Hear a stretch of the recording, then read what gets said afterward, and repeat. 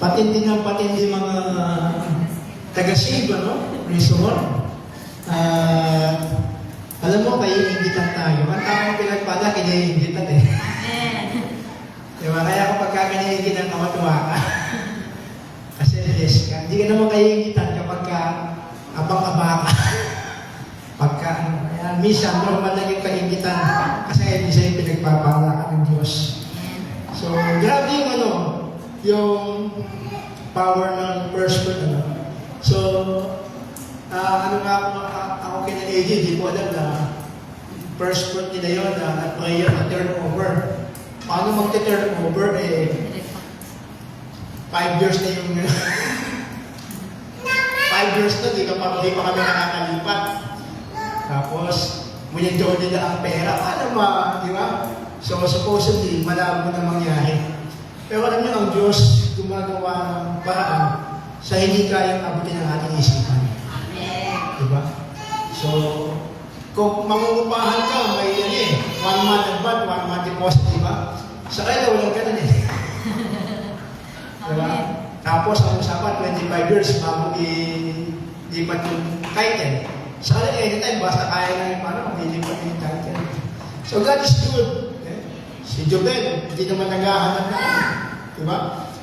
Ang biyaya ang lalaki sa akin. Amen. Pag tayo ay highly favored by God, ma-amaze ka sa ginagawa ng Diyos. Hindi kayang isipin ng pagkahaliwang tao paano mangyayari. Pero ang Diyos ay Diyos ng himala. Amen. Amen? We are serving the God of the miracle. Amen? Sige, yung si engineer, sabi ko si engineer, dapat ito may bodega eh. Kaya dapat ito ako may pick up. Kasi si Pastor Lee, ganun eh. Meron siyang imbakan ng mga Kasi pag engineer kayo, yung mga pull up. Praise the Lord. Blessing nyo kasi hindi kailangan ng mga mayayaman kapag ka nagkaralan. Diba? Sige na, tayo mo. Tayo masasal tayo. Okay, let us open our Bible, the book of Exodus chapter 7, verse 16. Sabi dito, then say to him, the Lord, the God of Hebrew, has sent me to say to you, let my people go, so that they may worship me in the wilderness, but until now, you have not listened. So, ang Diyos ang nagsabi kay Moses, nasasabihin niya kay Pero, kaya lang si Pero matigas ang ulo, hindi nakikinig. Ang word lang ni Moses, ang word lang ng Lord kay Moses, let my people go. Tayo mag-pray. Father, we thank you for this great opportunity, Panginoon, na ginawa mo sa amin, na alam po namin, Diyos, na kami ay inalis mo sa mundo upang sumamba sa iyo. Tinawag mo kami mula sa kadiliman upang dalhin sa kagilagilalas na liwanag. Salamat, Panginoon, sapagkat ikaw ang Diyos ng aming buhay. Pagpalain mo ang sanggaling ito sa pangalan ni Jesus. Amen. Palakpakan natin sa Lord.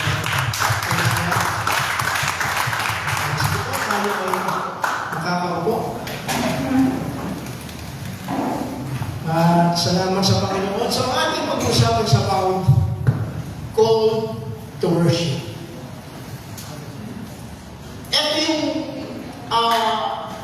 tinagot ng kaaway na matagal sa Kristiyano that we are called to worship.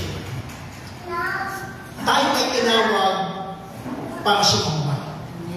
Kasi ang Diyos ay kaya dapat sambahin. Kung meron man tayo sa Diyos sa kanyang buhay, makita niya ang tao sumasamba sa kanya. Makita niya ang tao sumasamba. Kasi sa langit ganun yung ginagawa eh. Diba? So, yung sinabi ng Bible na let your kingdom come on earth as it is in heaven. Kung paano siya sinasamba sa langit, ganyan din siya sinasamba sa lupa. At ang basa ng Israel ay issue. So dito sa verse na to, sa Exodus chapter 7, nag-usap na ang Diyos kay Moses, papunta kay Pharaoh, paalisin ang bansang Israel at sumamba sa wilderness. Pero ang tagal ng transaction na yan. Ang tagal ng usapan na yan. Hindi talaga papayag si Pharaoh. Minsan nga, nasabi niya, sige, sumamba kayo. Pero hindi ko lang kayo sasamba. Di ba? Pero sabi ko, hindi na pwede nang sumamba.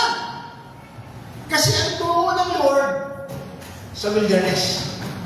Okay? Tapos sabi ng verse 8, dahil sa katigas na puno ni Pharaoh, sabi ng Exodus chapter 8, no? Chapter 7, Exodus chapter 8, then the Lord said to Moses, na naman, go to Pharaoh.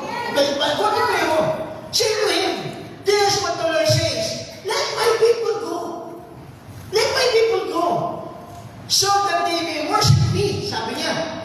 Kaya nga, ito may babala na. May babala na. If you refuse to let them go, I will send plagues. Papadala ng salot. Of frogs on your whole country. Sabihin mo, kapag hindi mo sila hinayaan sumamba sa akin, padadalan kita ng sinatawag ng salot. So ang Diyos, dahil ang bansang Israel ay bahay ng Diyos, ibig niya ang bahay nito ay sumamba sa kanya. Kasi ang bansang Israel, alam niyo ba kung ilang taon na alipin ang bansang Israel sa Egypt? They became slave 430 years. Yung 430 years na yun, wala silang Diyos. Wala silang pagsamba. Wala silang pahinga. There was no rest. Bakit? 7 days onward kung magtrabaho. There was no peace. Kasi nga, kung ginagawa nila, pag konti, inahampalis niya. Kasi nagtatamad-tamad lang. Diba? Yung nakakayuan ng basa Israel, and there is no freedom. Alam niyo, yan ang ating katatayuan before we encounter God. We don't know how to worship God. Diba? Hindi naman talaga tayo sumasama sa Diyos eh. Yung nasa, hindi pa tayo ng born again, pupunta tayo sa church. Tatayo ka lang. Diba? Magsisagpiti ka lang. Pag sinabi ng nasa ka ng luhod ka lang. Hindi tayo sumasama. We don't know how to worship. At yung Diyos na sasambahin, hindi naman natin kilala. Tapos, slave tayo. Hindi tayo makawala sa kasalanan. Meron bang tao na nagdaranas ng pagbago? Wala. Hindi makawala sa kasalanan. Gusto ka na ng kasalanan tayo eh. Verse 8, we have no rest. Hindi tayo napapahinga. Because we don't have a true God. Hindi natatayuan ng bansang Israelita. Kaya, nung kuhanin, sila pasisun sa basa sa Egypto, nagbigay ang Lord kay Moses ng tablet. Hindi pa po sa cellphone, may tablet na si Moses.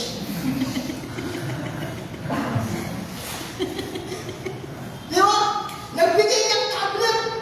At alam niyo yung kauna-unahang utos sa Ten Commandments is worship the Lord your God.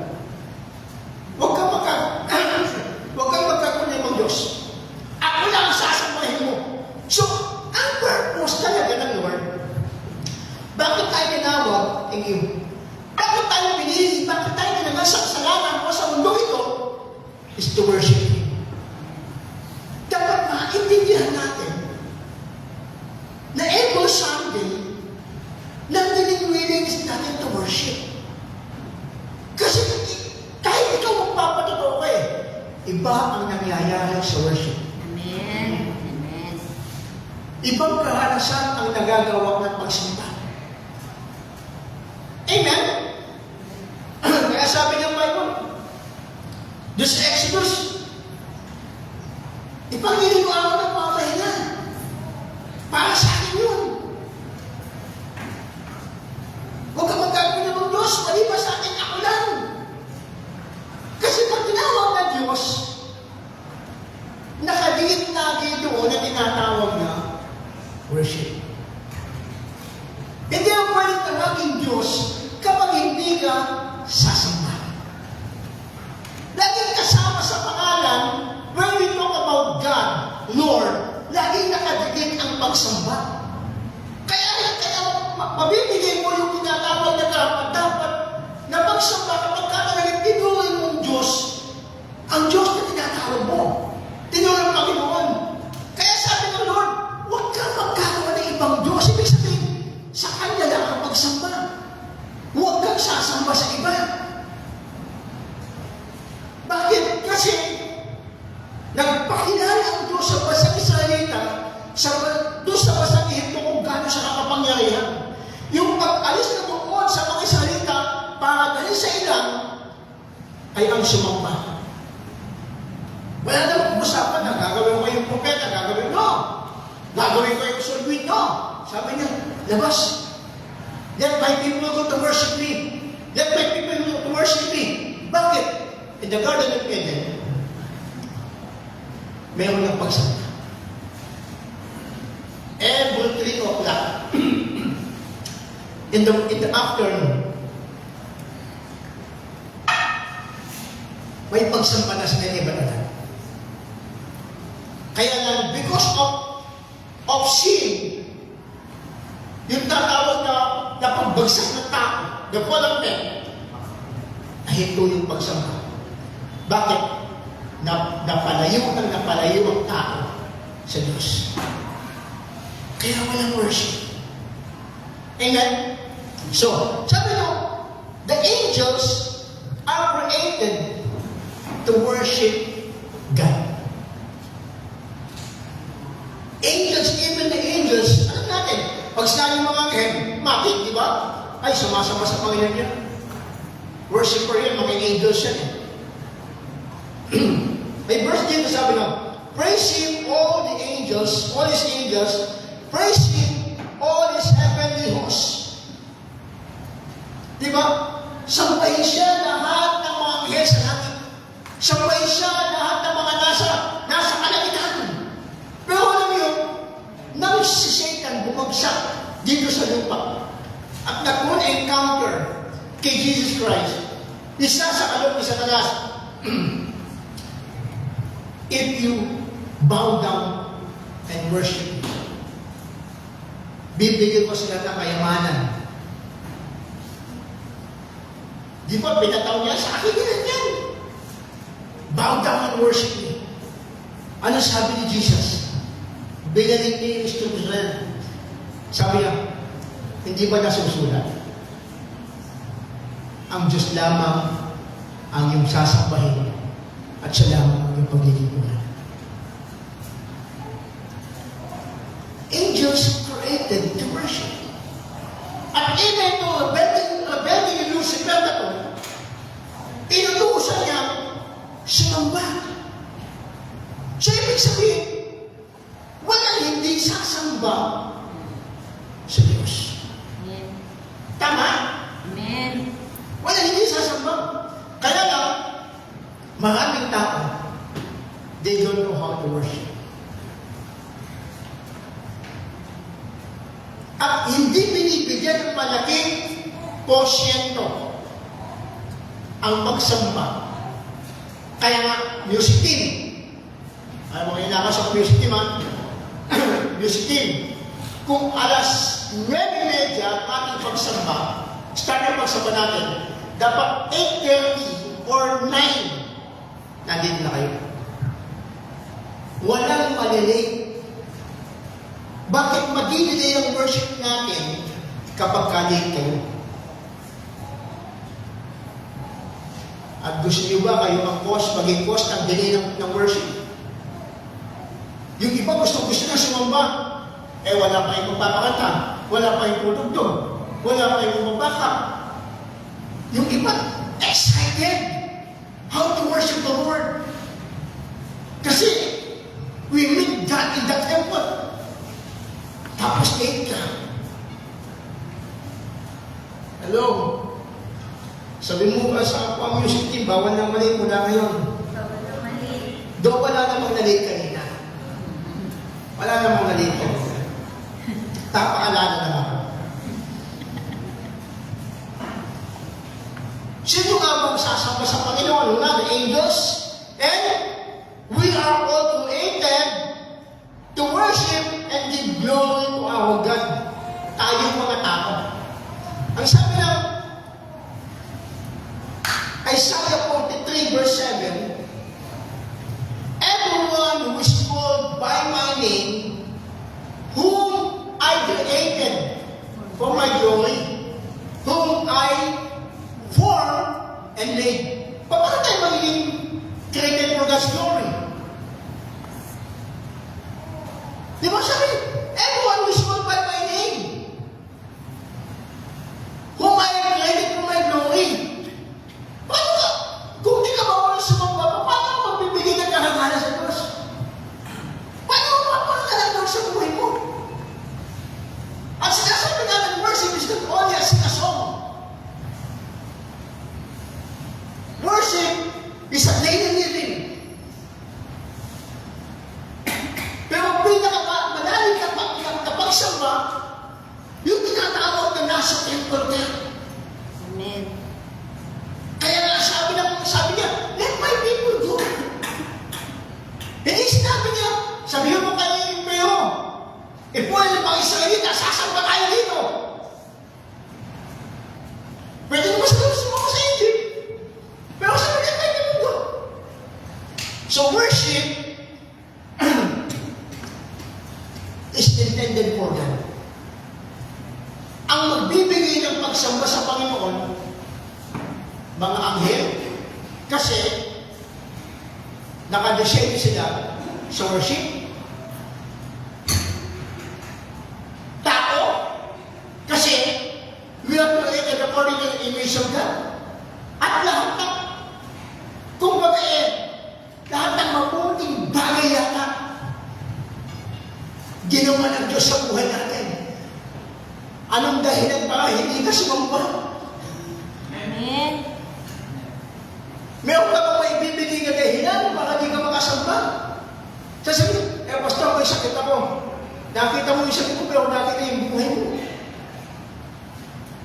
You have life from God. Pastor, dito kulang. Minsan nakikita yung kulang natin na hindi tayo magagawa kasi may problema. Hallelujah. Hindi mo nakita. Ang himala doon, may problema ka pero humihinga ka pa. May problema ka, kaya pa sumigaw, kaya pa sumamba. Hindi kaya pigilin ng problema o sirkunstansya ng buhay ang tapong may spirit of gratitude sa Panginoon. Sasamba yan. Amen? So, mga worship,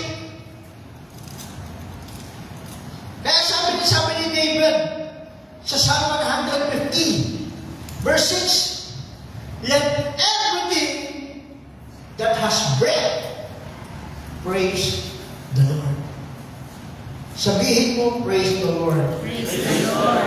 Isa pa, praise the Lord. Praise the Lord. Yung mas malakas, praise the Lord. Praise the Lord. Hallelujah. Ang sarap sabihin, purihin ka, Panginoon. Purihin ka sa buhay mo. Purihin ka sa lahat ng ginawa mo. Kasi wala namang ginawang pangit ang Diyos. Purihin ka, Panginoon, at eto ako ngayon. Purihin ka, Panginoon, dapat mo na pagtahumpayan. Hindi dahil sa lakas mo. Purihin ka, Panginoon, at ako'y nakapasa. Hindi dahil sa husay mo. Purihin ka, Panginoon, at nandito ako. Hindi dahil sa may sasakyan ka, naglakad ka, kundi dahil sa buhay ka. Amen? So, let everything that has breath praise the Lord. This is the command. Sabi niya, Hinga ka. Hinga ka. Di ba? Nagbabangin na hangin. Hindi, may nag-advance naman tayo, di ba? Praise the Lord. So that everything that has breath, praise the Lord. How to worship God in a proper way? Di ba? A proper worship. Worship in the place God would choose. Eto, okay mga nasa online, makinig kayo. Nanonood tayo ngayon, pre. Nauso lang ang online nung mag-pandemic. Amen. Sumasama. Kaya walang choice ang tao. Hindi makapunta ng simbahan kasi bawal.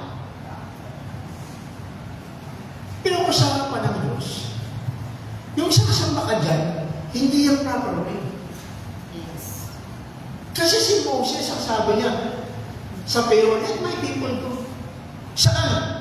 Doon sa wilderness. Di nakadala sila sa wilderness. Ano ba yung wilderness? Ang haba ng nagkakanaman, ang layo naman ng church. Ang layo. Mula ka hanggang sa Mateo Rizal. Mula UP hanggang sa Mateo Rizal. Grabe naman ang church niya. Di ba? Amen. Ang layo-layo naman. Pero, tingin nyo, nasa Egypt sila, pinapunta sa inang. Eh, minsan kapag sumasama ka sa church, talagang nakakainang eh. Di ba? Bakit? Naghahanap tayo ng komportable lugar. Hindi na si Lord pag hinahanap niya sa church. Kaya ano na yung church? Pagandahan ng pagandahan. Kasi masyado na pampers ang tao. Na pampers. Pero kung katoliko ka, kahit nakatayo ka na sa pinto eh. Yes. Ano? Nakatayo ka lang, okay na. Hindi ka nagreklamo. Tapos mo, hindi ka nakakawit. Kung kailan mo nakilala ang totoong Diyos. Amen. Kung kailan ka nagpunatama ka na siya sa Panginoon. Aba? Pag di na tatakot na ng electric pan. Ako, pagkakailan mo yung pwesto mo yan, din ako nakalapos sa electric pan. Ano ko yan eh. Ako sa ipungi pa. Nakakailan talaga sa ilang. Diba, let my people get worship me in the wilderness. Maglalakad, hindi komportable, mainit, at maraming, sa wilderness, maraming ano yan, maraming mga mababangis na hayop. Kaya nga, nung nandun sila sa wilderness, mayroong pillars of fire. Patapoy sa mga sabang hayop. May pillars of cloud. Di ba? Para sa mainit na panahon. Grabe, they worship me. Mayroong lugar ng pagsamba. Kaya hindi totoo yung kahit naman pwede sambahin ng Lord. Eh yung bang ginagawa mo dito, magagawa mo sa ibang lugar na iiyak ka, eh ba, doon ka sa bus, iiyak ka, pwede ba ganyan sa ba? Di ba? O doon sa siyak ka, yung iba, kasama sa bahay. Duming-dumi na ako. Ano ba yan? Ano ba yan? Ako. Sa kwarto, mayroon proper place. Hindi yung tinatawag ng social media na dyan ka.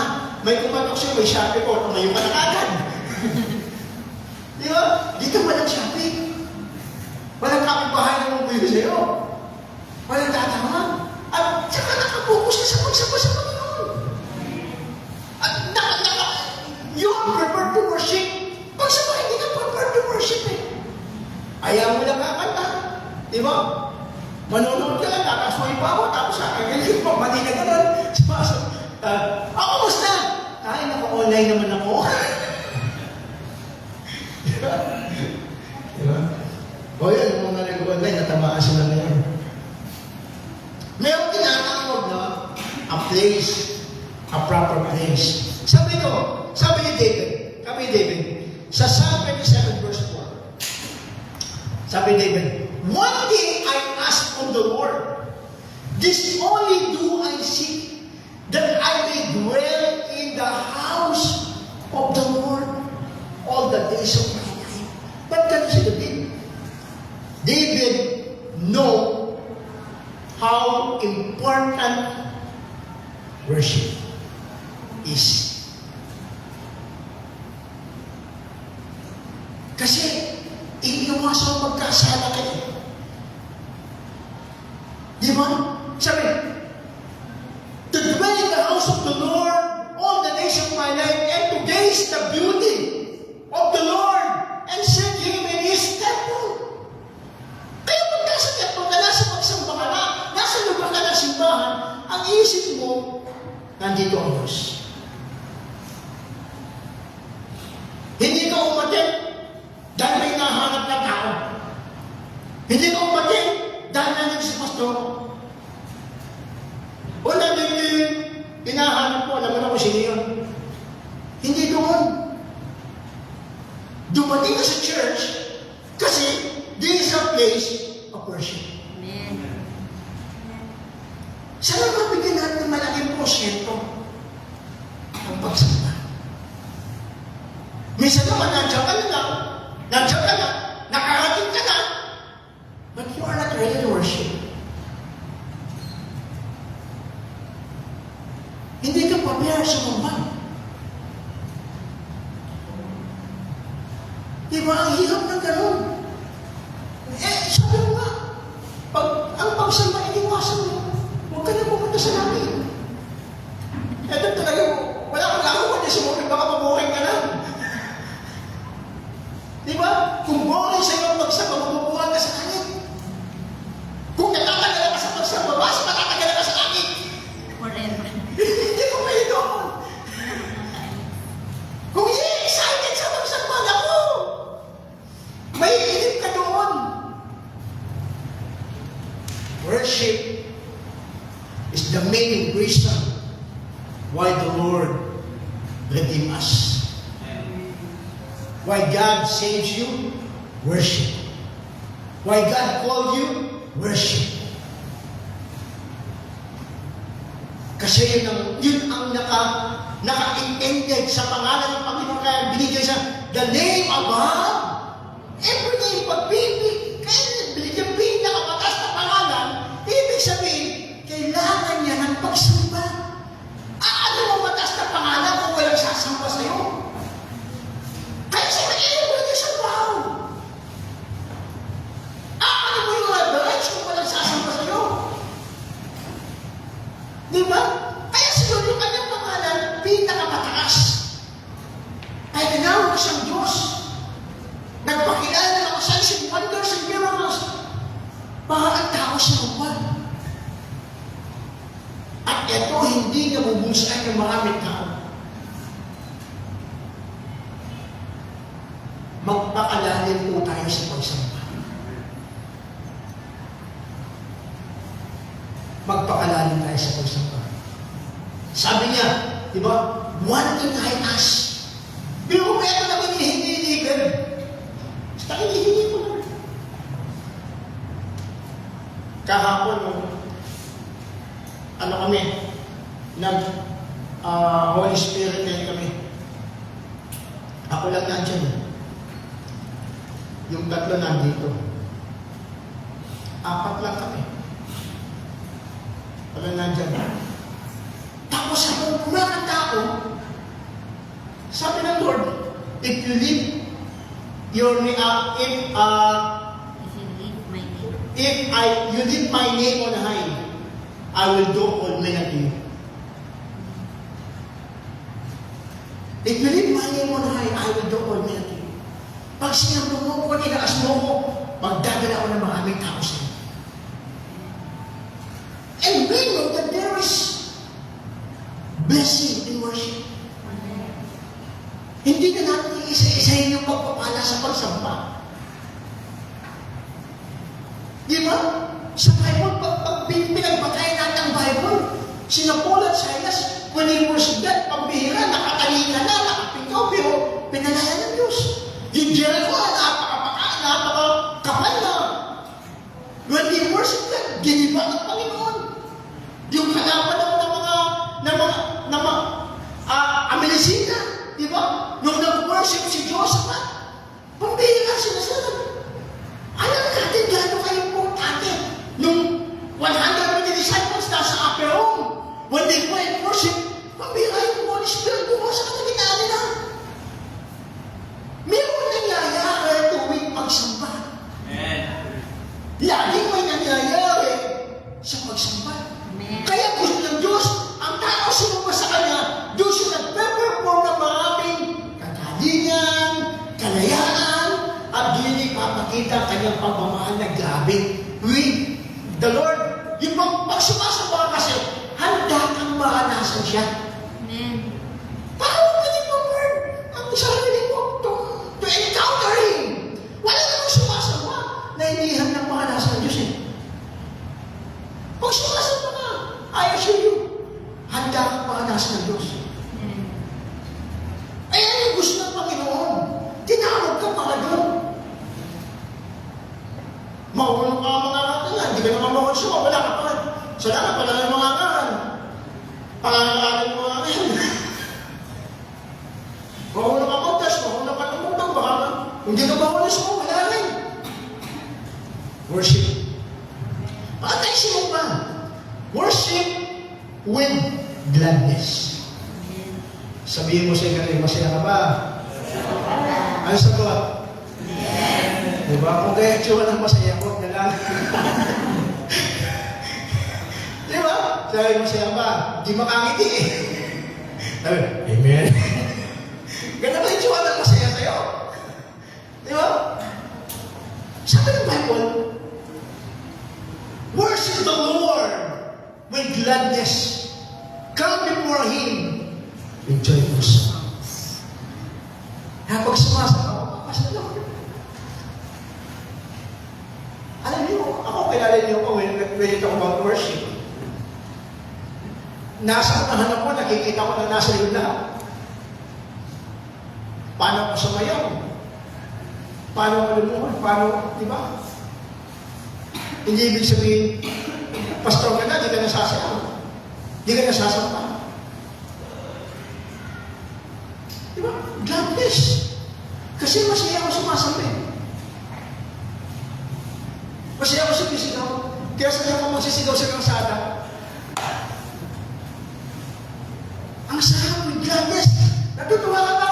Opportunity. Imagine mo, ang basang Israelita, ang tagal naman ng pagsamba. Tapos di ang nandun sa ilan para sumamba. Eh di mo nakakapagsimula ng pagsamba. Kumuha muna si Moses ng ng tablet. Pambihira. Eh dahil sa tagal na panahon, na 430 years, na alipin, at di kilala ang Diyos, wala relasyon, gumawa sila ng Diyos nila to worship. Hindi alam kung sino sasambahin. Akala nila namatay na si Moses, hindi na babalik. So anong kaya nila? Yung silver, yung gold, na galing sa Ehipto, yun ang ginamit nila, tinunaw para sambahin. So, kaya sa Bible, huwag kayong magtaka, bakit mayroon natawag na God and Mammon? Kasi ang tao, mas malaki ang binibigay ng importansya sa Mammon kaysa sa Diyos. Eh, yung iba, ang Diyos nila, pera eh. Tingin mga politiko, sasala ang buhay, alam-alam sa pera. Papatay ang tao, alam-alam sa pera. Gagawin ang lahat. Pero pag sa Diyos ang pagagawa, hindi na gagawin. Hindi na gagawin yun. Kaya mga nasa politiko, kung kayo ipagpapakanin, patawahan tayo. Di ba? Bakit? Kasi malaki influence ng pera sa buhay ng tao. At yun nga sa basang ito. Tinuno nila, sinamba nila, kasi akala nila babalik si Moses. Yun ang kinilala nila ng Diyos, na nagligtas sa kanya sa basang Ehipto. Hindi pa nasusunod sa utos, binagsak na ni Moses eh. Di ba kabang pa lang sa kanya yung utos? Wala na. Sumuhay na sila. Alam ng Diyos eh. Umagat si Moses, nagbigay ng ang Lord sa utos, huwag kayong magkakaroon ng ibang Diyos maliban sa akin. Hindi pa sila gumagawa eh. Kaya yung mga ni Moses mo, pagbihan ako na ang utos yan. Nilabot niya na kagad. Because of worship. Because of worship. So, we must worship the Lord with gladness. Masaya ba kayo kung nagsasamba kayo? Masaya ba kayo kung pupunta kayo sa church? Di ba? Tingnan mo nga ng masaya. Di ba? Okay na, masaya na talaga. Okay, praise the Lord.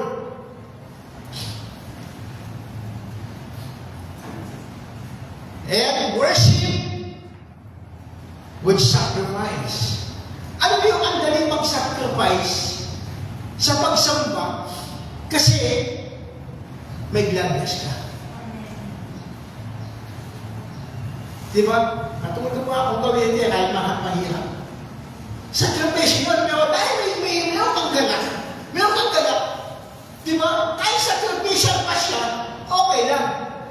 Di ba? Ang sabi dito ni Paul, therefore, I urge you, brother and sister, in view of God's mercy, to offer your bodies as a living sacrifices. Di ba yung mag-iiti ka na ilang oras, sasamba ka? Sa ibang hirap na rin. Yung babiyahe ka na napakalayo, para lang sumamba. Ang hirap nun, hindi ganun kadali. Bumiyahe kami. Nakatira kami sa Montalban. Eastwood kami nakatira. Ang aming worship sa Cubao. Dalawa yung 4 na bata. Stroller. Pagkatapos namin sa Cubao, mayroon pang hapon. Makati. Pagkatapos na kumawa, kakain kami, let's go to Makati. Punta kayo ng Makati. Yung mga anak ko niya, si David, gagawin mo yan sa basa. Mga tulog. Tapos, uuwi kami gabi na. Si Pastor, wala pang tulog. Abay, sasabihin, kung kayo sa... Bira, pwede ka naman sumamba sa lugar kayo eh. Pwede na pag naman ibang church. Dito na lang ako, mas malapad, mas kumbiyan. Komportable, mas maayos, di ba? Pero hindi eh. Doon kami kinakatagpo ng Diyos eh. So, ganun din dito. Minsan napakalayo talaga yung sarili mo na iisipin mo. Layo naman. Dahil hindi eh. Hindi na tayo kinakatagpo ng Diyos eh. Amen? Kaya, therefore I urge you, brother and sister, in view of God's mercy, to offer your body a living sacrifices, holy, and pleasing to God. This is your true and proper worship. Bakit? Doon kasi nakikita, kahit malayo, nagagawa mo sa sakripisyo pa rin. Sabi ko nga eh, minsan, may sakripisyo ka sa pamilya mo. Tama naman. Nangangating mo. May sakripisyo ka sa sarili mo. Tama naman. Di ba? Pero minsan wala tayo sakripisyo sa Diyos eh. Yung gagawin para kayo. Meron po di ba? Meron po pogal, pero sinisigaw din yung pogal, pero hindi mo na makikita talaga. Ang sinisigaw na rin Christian. So dapat, gagawin natin para kayo. Pag nandito na kayo, pag nandito tayo sa lugar ng simbahan, kaya sumasagot. Kasi kung hindi, dapat ka pa lang dito. Hindi ka rin nasasama. Diba? Kaya tayo natin, stewardship yun. Matagal nga lang mag-speak mo siya si Pastor. Sacrifice yun. Yeah. And then,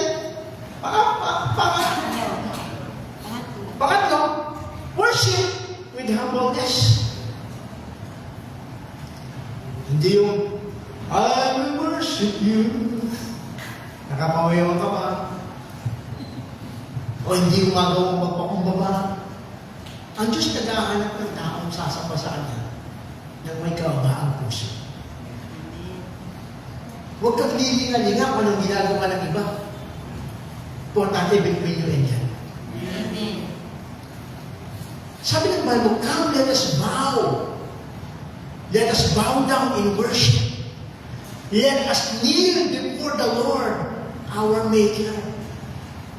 Magpakumbaba tayo sa harapan ng Diyos. Kasi kapag nagpakumbaba ka, that's the sign of worship pala eh. To exalt the Lord. Kaya nga yun ba? Sabi, huwag kang magpapatira pa sa akin, di naman ako Diyos. Di ba? Huwag kang nanonood, di naman ako Diyos eh. So when you bow down, when you kneel down, expression ng worship mo. Na mayroong kang mas mataas na nasa harapan mo. Na mayroong kang kinikilalang mataas sa harapan mo. At walang iba kundi ang Diyos. Amen? Let us worship God with humbleness. Kapag ka ba naging engineer na kayo, o professional na kayo, o yung mga four-star na kayo, makakaluhod pa ba kayo sa harapan ng Diyos? Doktor na kayo, maputi yung suot mo, makakaluhod pa ba tayo? Di ba? Minsan, bawa ka lumuhod, hindi naman mo yung paligid mo eh. Dapat kaya yung puntong gano'n sa buhay natin. Kaya, mas maganda hanggang wala pa tayong mga titulo. Masaya tayo lumuhod. Kasi wala ka pag-ilogy kasi ngayon lumuhod. Mas mahirap pagkalumuhod kapag meron ka ng titulo. Mas mahirap pagkalumuhod kapag meron ka ng pera. Meron ka ng kayamanan, mas mahirap ka kasi hindi ka sanay. Amen? Amen. Let us worship Him with humbleness. And lastly, worship Him with thanksgiving. Ito, sabi ng verse, worship Him with thanksgiving. Ang sabi dito sa Psalm 100 verse 4.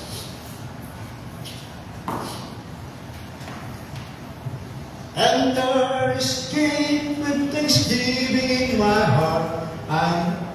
I will enter His court with praise. Diba? Kinakanta natin. This is the day that the Lord has made. I will rejoice. When Jesus made me glad. And He's made me glad.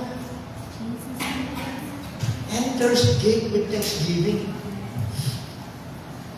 Yung pinto, lalagyan natin ng isang bawat pumasok ang nakasimama. Ang gawin, pwede ba? Bawat pumasok ang nakasimama. Minsan, di maiwasan. Papasok tayo sa simbahan. Masya tayo ng loob. Magkagaling kayo mag-asawa. Magkagaling kayo magnanay. Magkagaling kayo sa music team. Diba? Tutugtog ka pa naman, kakanta ka pa naman. Kaya, dyan sa pintuan, lagay natin, ops! Lagay, ops! Bawal ang nakasimama. Ngayon, kung wala kang conviction, papasok kayo nakasimama. Kaya sabi ng Bible enter His gate with thanksgiving. Yung pagpasok natin sa church, dapat nagpapasalamat na tayo sa Diyos. Amen. Amen? Yung meron tayo, magpapasalamat ako. Di ba? Hindi mo kailangan magpatotoo. Yung nagpapasalamat ako, my own. Enter His gate with thanksgiving. Nakarating ako, Panginoon, praise God. Di ba, ang dami kabili sa nagsanan. At mas mga kabili sa unang bahay.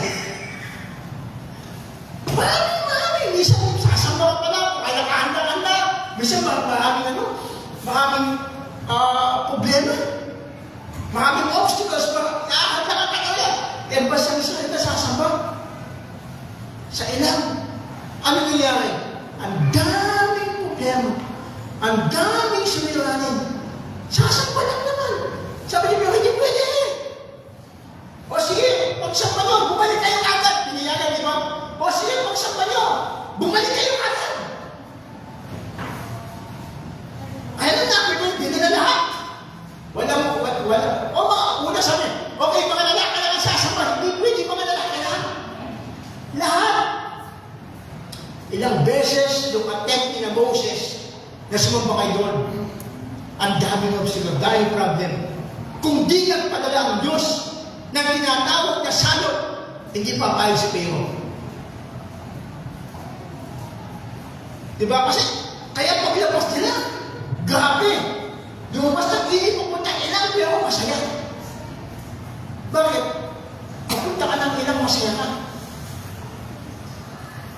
Galing ka.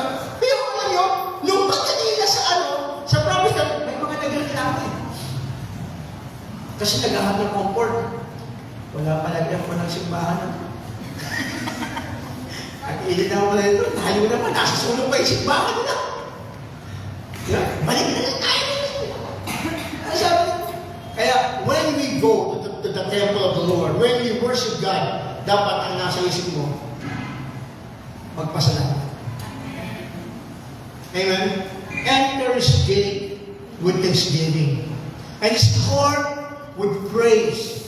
Give thanks to Him and praise His name.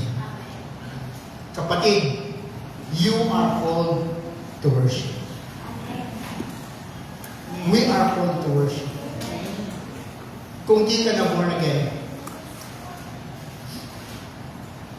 makakasamba ka pa sa Diyos ng ganito. Kung di ka na born again, baka yung pagsamba mo, hindi mo alam kung sumasamba ka nga ba o hindi.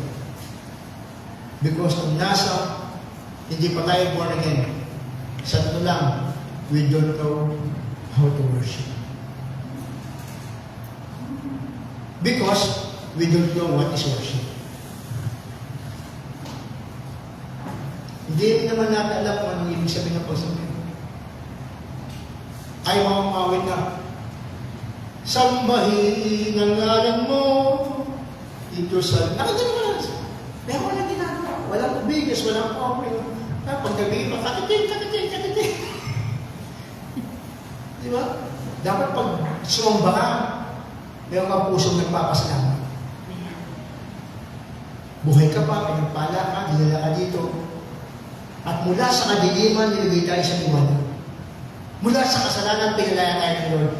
Hindi natin kayang lumaya. Katulad ng mga Israelita. Wala. Gusto man nila lumabas sa Ehipto, wala silang magagawa. Nung sa mundo, ganyan tayo eh. Gusto mo magbago, pero di mo magawa. Gusto mo lumaya, pero di mo magawa. Paano ba tayo nakalaya? Dahil sa kagagawa ng Diyos. Kaya yung pag-alis natin doon, dapat nakadedicate ng ating buhay to worship God. Because we are called to worship. Amen? Sasamba tayo ngayon. Let us give. Tuwing sasamba tayo, hindi lang kapag nandito mga Taiwanese o anniversary o may magandang event. No. Every Sunday, pagka nagkakatipin tayo, dapat we always give our best lang. Because sinasamba natin ay ang Diyos na makapangyarihan. Amen? Amen? Amen! Kumadayin lahat. Tayo ay sumama sa Panginoon. Pangunahan tayo ni Pastor.